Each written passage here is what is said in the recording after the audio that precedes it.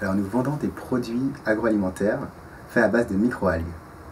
Alors l'industrie agroalimentaire connaît des problématiques assez importantes aujourd'hui.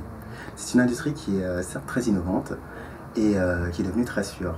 Cependant, aujourd'hui, il y a une très forte croissance démographique, une raréfaction des ressources qui font qu'on est face à des challenges immenses pour pouvoir nourrir la planète demain. Et même aujourd'hui, il y a des grands problèmes de malnutrition, de surpoids, de sous-nutrition qui touchent des milliards de personnes sur Terre. Les aliments aujourd'hui sont aussi très fortement issus de l'alimentation animale, notamment au niveau des protéines, qui sont extrêmement polluants. Donc on a une industrie qui aujourd'hui devient polluante et le sera encore plus à cause de la croissance démographique, à cause de la demande qui ne fait que croître liée aux besoins grandissants des pays émergents, mais aussi à cette population qui va atteindre 10 milliards en 2050. Nos clients sont un peu tout le monde aujourd'hui, parce que c'est vraiment l'objectif qu'on s'est donné avec Algama. Donc on a déjà un premier produit, donc Spring Wave. Ici c'est une eau régénérante enrichie à spiruline, qui est une sorte de microalgue, qui est aujourd'hui distribuée par des canaux de commercialisation assez classiques chez les grands distributeurs et des professionnels de l'hôtellerie. Les microalgues, c'est quoi?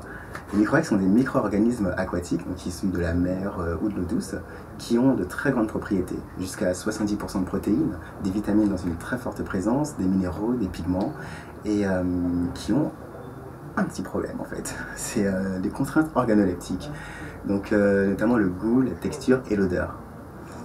Ce sont des microalgues, donc on peut un peu s'imaginer le goût, c'est un goût un peu de nourriture pour poisson grosso modo. Nous travaillons sur des procédés et sur des produits, sur des conceptions de produits totalement innovants qui permettent d'aller au-delà de ces problématiques et d'offrir des solutions durables pour les problématiques globales, environnementales, sanitaires, mais également pour la santé de tout un chacun. Alors c'est qu'aujourd'hui on a une offre absolument pléthorique, mais qui comporte certaines problématiques. C'est-à-dire que on ne va pas trouver très facilement des aliments qui vont être non seulement bons pour la santé, mais également bons pour l'environnement. Ça c'est une première composante.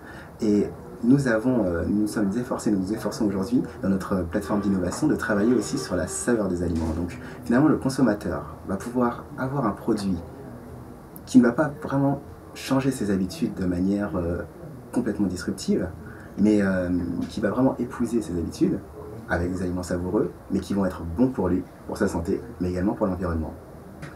La société va bientôt fêter sa 2e année, et donc elle a été cofondée par 2 amis à moi et moi-même. Il y a 3 ans, on a commencé à pencher sur le projet avec la collaboration d'un laboratoire du CNRS. Et aujourd'hui, nous avons une quinzaine de collaborateurs et nous sommes financés.